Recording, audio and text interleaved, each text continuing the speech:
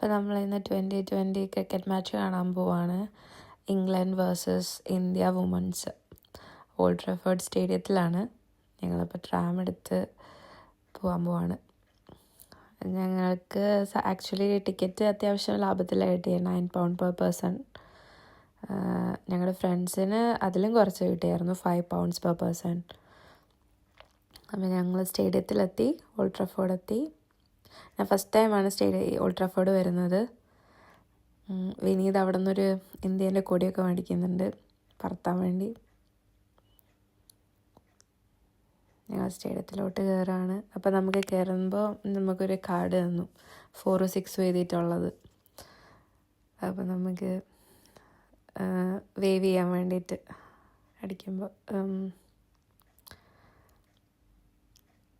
അത്യാവശ്യം food and drinks അവിടെ available ആയിരുന്നു. 4-5 സ്റ്റാളുണ്ടായിരുന്നു.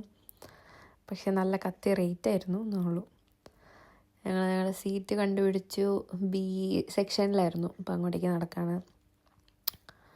4 6 ഒക്കെ അടിക്കുമ്പോൾ ഇങ്ങനെ തീഗോളങ്ങൾ വരും. ഇത് നല്ല രസമുണ്ടായിരുന്നു കാണാൻ.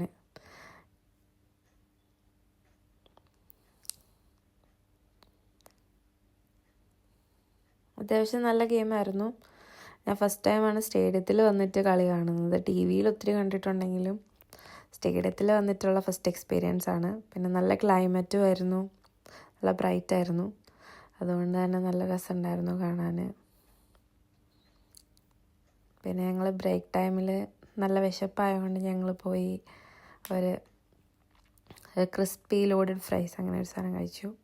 കുഴപ്പമില്ലായിരുന്നു.